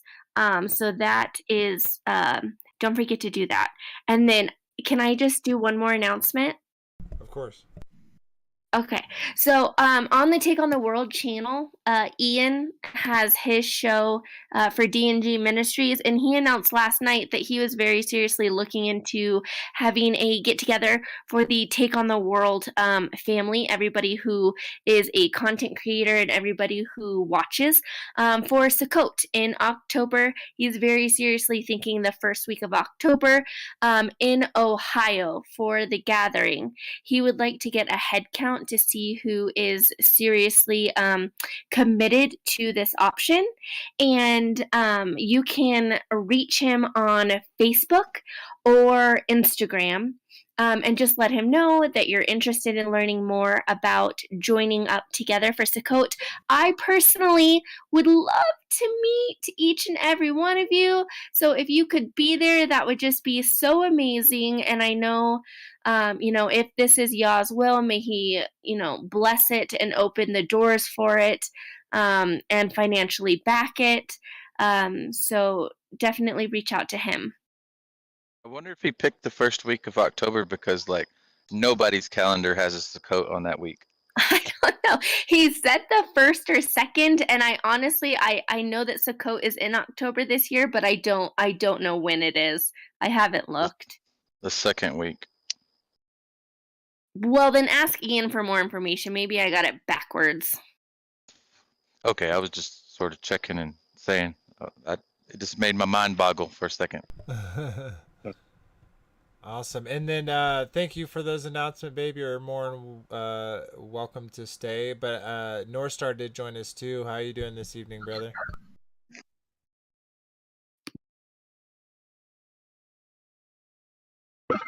Yeah, I'm doing great, guys. Just listening. Yeah, awesome. I just to kind of talk with you or at you, I guess it's to say for a second. I guess we'll see. But I've been present at a few of, like Bible studies, as well as like debates or discussions that you've had over on the 24/7 Discord channel. Now, the reason why I kind of bring that up is because I don't know if you don't have the capability or you don't have the willingness, but as a person, like, to person, I think you could make some great content. I think you have a lot to share, and I'll be the first to say, and I'm sure you're aware of this too, that we disagree on things, and that's totally cool. That's kind of what the point of this table is to come together regardless of those differences and share those puzzle pieces. But the reason why I wanted to point that out anyways, is because I don't know your schedule and stuff, but I'd really like for you to join us more, because I think you do have a lot to share and offer. But of course that's up to you and your schedule. But I just wanted to kind of throw that out there, um, you know, see what you thought about it. Yeah, man, that sounds good. I've schedule's been kind of hectic lately, so yeah, but I'll be in a lot more often. Yeah, awesome, dude. And if you like, DM me if you're like, these are the best days. And I kind of want to bring this up again. On the after show, once the show's over, we go and talk in Discord. We're gonna be talking about some content that we'd like to kind of make in the future. Because right now, right, we're just putting content out pretty much once a week, every stream on Saturday. But we'd like to start adding some other stuff that's maybe not live but pre-recorded. I'm working on shorts, so that I'm getting a big library of them together before I drop them all out. But we have some other things that we kind of work on, and if those who are interested in, like, doing a presentation or talking about some more modern type of things, please join us in the Discord. Love, if you wouldn't mind, drop that link so that they can get there easily. If you're interested in making some content with us here at the Enclosed Cosmology Fellowship, if not, no worries. If you're interested in even learning about it, join us. But anyways, all right. Well, let's just talk. Does anyone have like anything they want to talk about their week, whatever it is? Yes, I do. So real quickly, you guys might hear a 3-year-old in the background because he just walked in. But if you want to, or if you're interested in any scripture studies, even if they're extra biblical, like Enoch and Jubilees and all of those things, I do believe that there is a study every Tuesday night in the Discord channel. I am about to put the link in the comments. And then also, if you'd like to run a study on one of your favorite books, or an extra biblical book, then absolutely free feel to do that. Reach out to Vader and we can set that up on whatever day that you're free to do so. And then those who want to join can just hop in at that time. And it's just a really great way to get together and learn and fellowship. Awesome. Thank you for I that. think it's good. So I actually question. I don't know if we did it this previous one because Anthony just got out. But is that something you're intending to do, or did y'all do that Tuesday, Anthony? No, we actually didn't. Actually, I didn't even realize it was Tuesday until it was Tuesday night. But I'm not backing out of that.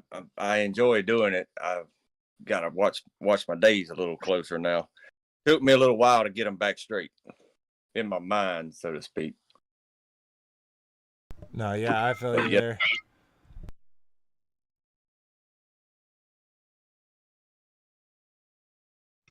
Make a good Vader, study. are you playing the lyric video at the end of the stream or no? Yeah, it's not the outro. It's just the lyric video. It's just the words Okay, cool, with cool, the cool. song. Okay, so maybe when we're doing our goodbyes, you could end with like me and Frank, so we can just talk about it a little bit. Yeah. Because we haven't quite done that yet. Yeah, of course. And then I am still working on that. It's gonna be like a full on outro that matches the intro, and then Anthony at some point when he's able is gonna be sending me a camera so that I can get some high quality footage instead of trying to shoot video from an iPhone. So then I want to I really have this idea in my mind. I just need better equipment to make it happen. But anyways, has anyone, this is kind of a random thing, has anyone ever that has Amazon Prime, have y'all seen the Tomorrow War? Anyone? No. Sorry.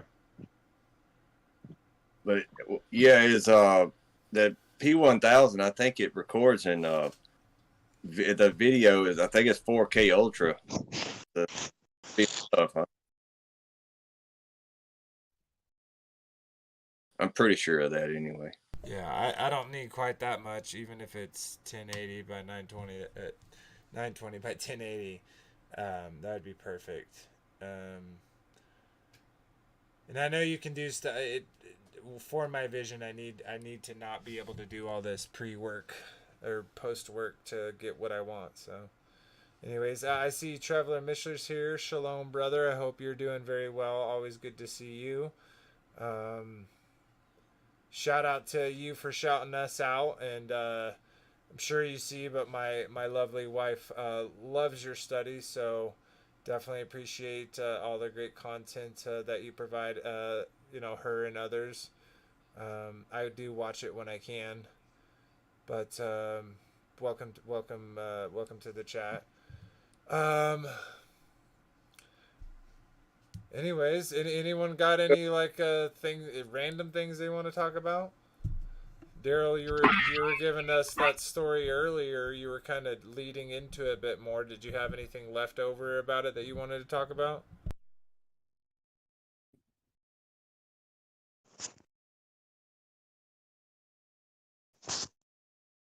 Oh, not sure if you can hear me.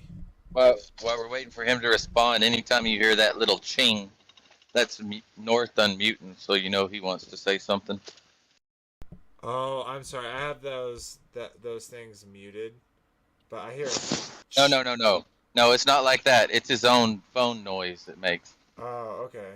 Sorry, brother. Go ahead, North. Yeah, real quick, just a study idea. If you guys want to do like a chronological order of the wine cup of his wrath and when it was given to the nations, and the order in which it's drank. I'm sure everyone has heard. He starts with his house first, Jerusalem. So it is a very interesting study, and it comes all the way into our future. So that may be a good study to do. Yeah, awesome. Yeah, we can. To hear it. Yeah, I was just gonna say, yeah, we can definitely set up and pick a day that we can do that. That everyone can join. That'd be awesome. We would, realistically like to be able to get it where we can have a couple things going on a day. Each ran by their own person. Put out content. People want to do presentations about certain things. We can put those together and have standalone presentations or documentaries or whatever it is.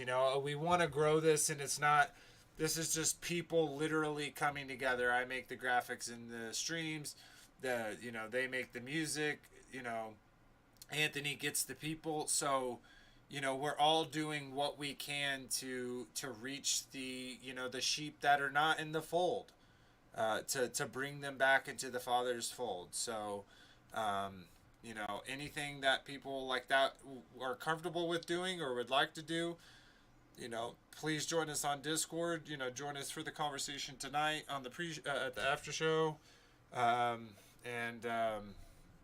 I'd love to get more into that. So I know Anthony's excited for me to talk about this, but I'm super pumped. We got our mill, and a close friend of mine gave me some. I didn't even know. I went over there talking to him about, eating, real bread and stuff like that, and all the stuff that was taken out. And those that haven't checked out the Bread Beckers show, we'll see a link to it in a second.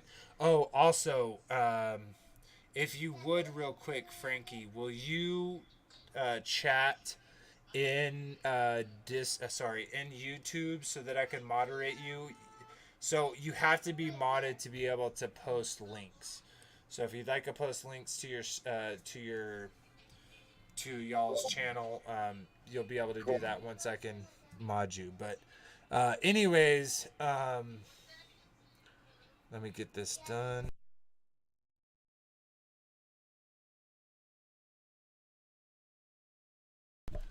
Okay.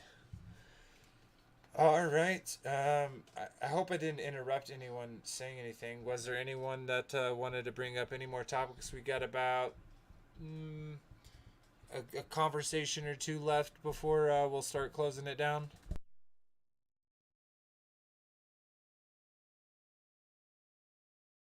Yeah, I'm gonna try to put together a presentation in the very near future on kind of what I see in the Book of Lamentations. So hopefully that I get that done pretty. Yeah, that would be good because you were breaking up earlier. We couldn't hear anything you were going to say about Lamentations. Yeah. It sucks when stuff like those happen. Grabblers gotta grabble, and they grabble for sure. I honestly think my phone's been tampered with. Well, you're coming through real good right now. Honestly, after what you've been through, man, and what I went through to even talk to you and all that, like, it wouldn't surprise me.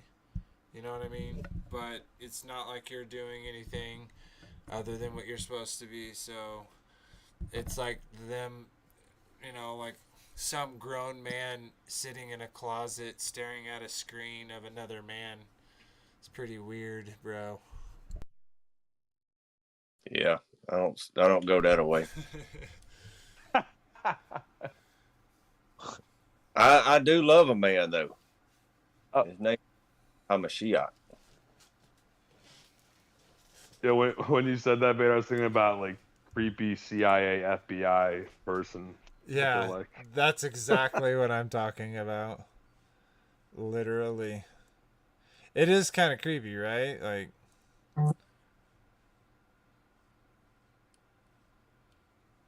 it's pretty creepy. I'll just say. Did anyone watch the draft this weekend? The NFL draft? Nah, I'm not really into. It's a hard no. Frankie, you're in the wrong saloon, brother. Try to stay out of Masonic rituals or anything that has to do with that. Yeah, same here. I don't watch the Greek. I honestly think, like, to be honest, all sports to some level are WWE. Like, they're picked, but sometimes a leg breaks when it shouldn't, or sometime someone makes a catch when they shouldn't have. I think that things can upset their plan, but I think they have a plan on what they want to do. And However, our 4-year-old does play t-ball, and it is adorable. It is a big show, definitely. The Roman arena is there to play on individuals' tribal instincts, and when people know more about their sports teams than they do their own children, it's just straight up pathetic. There's no other word for it. Yeah, that could have been a contender. I have close family that like know more about like they believe in stuff, but they know more about like they can tell you a lot of players and what their numbers were in high school, and it's like they take a lot of time consuming that information, and all the stuff that's real important in life doesn't become as important, so it seems. But not to get into that too deep. Yeah, I think there is a need for excitement and cheers and stuff like that, but to get excited about men wearing tights and wrestling around on the ground over a ball, just don't do it for me. But the food, though, you guys, the food. Yeah, Very- Oh yeah, I get excited about food. That's good. I'm all about the tailgate. Yeah, let's munchies. Sunday football is not about Sunday football, it's about Sunday munchies. Oh, okay, that makes more sense to me right there. Fellowship and coming together and just having fun Well, with people. but see, that's the thing, is they take away the days that we are supposed to do that, and then they insert these hollow holy days, right? And so we always yearn to do those things, but then we do those things in an environment of their creation. If that makes any sense. It's kind of sickening. Like it is in our it is in our being to come together and to have fun and celebrate. But It's a direct they Yeah. give us something to the wrong things to celebrate. Sorry, go on, Anthony. I was just saying it was a direct inversion to Jeremiah 10. Instead of telling them to stop worshiping false gods, we as a nation, have ended up following those same false gods. And then calling them stars. That's right. It's just a resurrection of the two beast system. That's all. Church and state crushing it. Rome and the church. Because we're under Roman authority still. Well, that's what our quote unquote science is. It's Roman authority. Yep. Totally. Except authority from one man. It's just another action from the truth. Yeah. Yep.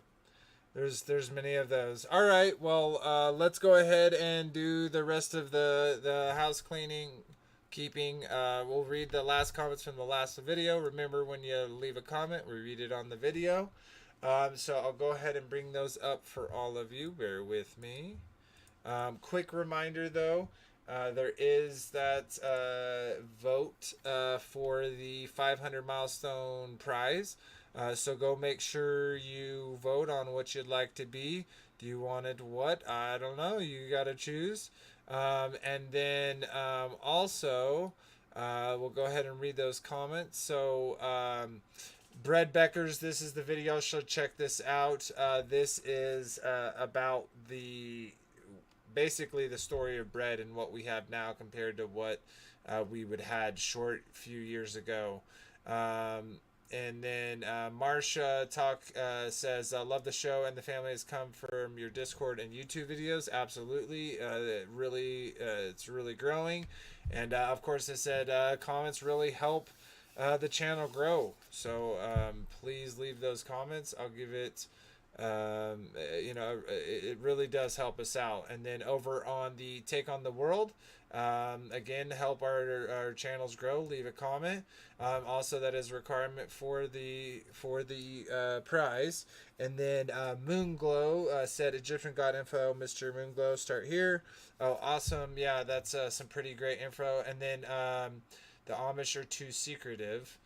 Tell me you've never once spoke to an Amish person without telling me. Wait, tell me you've never spoken to an Amish person without telling me you've never spoken to an Amish person. I actually have never talked to an Amish person, but the information, at least that I've found on the outside, makes them seem like they are secretive. Now, maybe that's a misconception. I don't know, but they do seem very secret society to me personally. But how do you answer that without saying that? You can't. It's a joke. Yeah, it's a hard one. Yeah. And then Moonglow said, thank you. And yeah, appreciate y'all's comments. It really does help us get out there to more people. The little that, if any, that we do get help. And then last again, 5 to free Anthony. Now he's already free. We do have 415. We're trying to reach the 2,500 to get him a lawyer and to basically combat what he had to go through. If you have the ability to, if you want to, please do. It will help him out. If you don't, we understand. It is hard times, but thank you to all of those that have. So. Anyways, we'll go ahead and wrap it up and start saying our goodbyes. So I'll start from the top and go to the bottom. I have my beautiful wife, the Mrs. Vader Bear, if you'd like to say goodbyes. Yep, I just want to add a distinction real quick. That sub, if you are watching and listening from the Take on the World channel, thank you so much for your sub to Take on the World. The for the prize giveaway, it is a sub to the ECF channel, which I have linked in the comments. So make sure that you are subbing to that channel as well if you like the content and the fellowship that you're experiencing through this show. And I hope that you all have a wonderful week that we are heading into, and may the Abba Father bless you and keep you. Perfect. Thank you for that update and clarification. And then we'll throw it over to our dear brother Anthony. Sorry much that you had troubles getting grappled tonight with your cell coverage, but I appreciate you being here nonetheless, and I look forward to that presentation we're gonna make. So, but yeah, you want to say your goodbyes to everyone? Well, I will certainly do my best. Make it short as I can so I don't robot too bad. But thank you all very much, and many, many blessings to you all. Shabbat shalom. Shalom, brother. And Daryl Lee. Yeah, Shabbat Shalom, y'all. Had a good time with y'all tonight again, as usual. And I just thank you for that. And everybody have a wonderful week. All right. Bye-bye. And I'm going to save you, Frankie, and Nick. Got serve the one I am, Chris.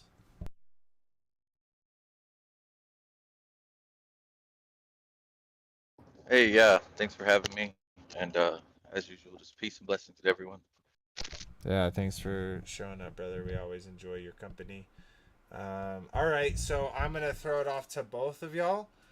So make sure y'all both say your goodbyes and both kind of say your pieces about your song, and we'll go from there. So I'll go ahead and say my goodbyes and then throw it off to y'all. So appreciate all of y'all, all the joy, all the fellowship. I appreciate the subscriptions and the joining on Discord, becoming members there. All the people that support the Discord by doing the boosting the server. There's so much love and support and creation in this community, and I just love it. The people that have gone out of their way to help Anthony, all the different things that y'all do. It's just so awesome that we're able to come together, as a body and make some of these things happen. So appreciate y'all so much. Love to all the people that are watching this now, watched it the whole way through, and those that watch later on. So we appreciate y'all. Other than that, have a Shabbat Shalom if your sun's still up. If not, Shalom. And until next time, I'll throw it over to Born Out of Time. Go ahead, Nick. No, you go, and I'll close out. All right. Yeah, this song's called Dig Deep. Nick wrote all the words. We're really excited about it. We went into the studio and recorded it. Our producer put a real good lead track on it. He's a very talented musician. He's our secret third member of the band. We call him our third member. He doesn't realize that, but we're praying for that. And we just hope you're really blessed by our music. We have 20 some original faith-based songs. When I am able to post in the comments, I'm going to post our links to our SoundCloud and our YouTube page and our Reverb Nation where you can find our music. So I'll throw Nick can describe how he wrote this song and what inspired him, and Shabbat Shalom, everyone. Yeah, thank you, Frank. And real quick, just a couple quick thank yous. Really want to thank Anthony Dickinson for prompting me last weekend to write a song about Exodus 15 and the song of Moses and Israel. It made for a really good week for me. I spent a lot of time in the Word, driving around and like writing the lyrics in my head, and like just a lot of good time just focused on God. And it was just a real blessing. It really took over my week. So I want to thank him for that. I want to thank Frank for throwing me that riff to start writing this song, which is not the song we're about to play now, but one which we'll have together soon. Frank's always great, just really generous songwriter guy, not like selfish or controlling at all, but just wants to make a good song.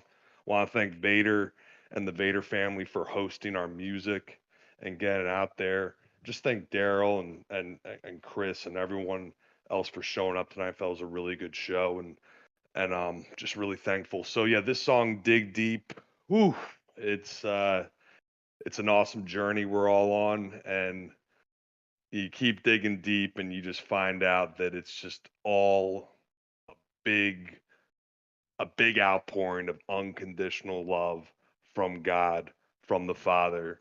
Ain't no wrath coming our way, but just limitless, unconditional love from God. And that's what I found from digging deep, and that's what we all know. And just like Vader sums it up so well when he quotes the Bible, he says, Abba loved you first. Just that right there. So we're just blessed that you guys will listen to our music and just enjoy it. And so with that, we give you Dig Deep. Everyone have a good night. Good night, everyone.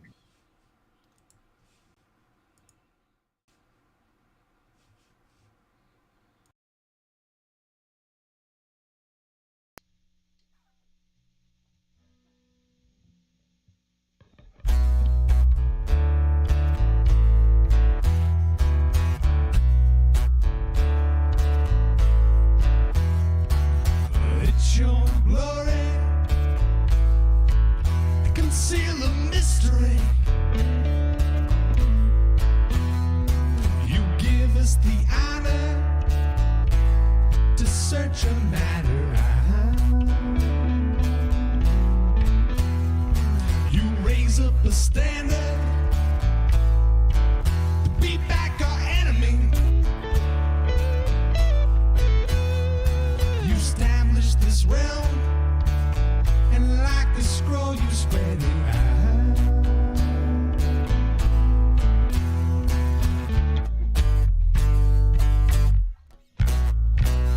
Dig deep, search it out. Dig deep, seek it out.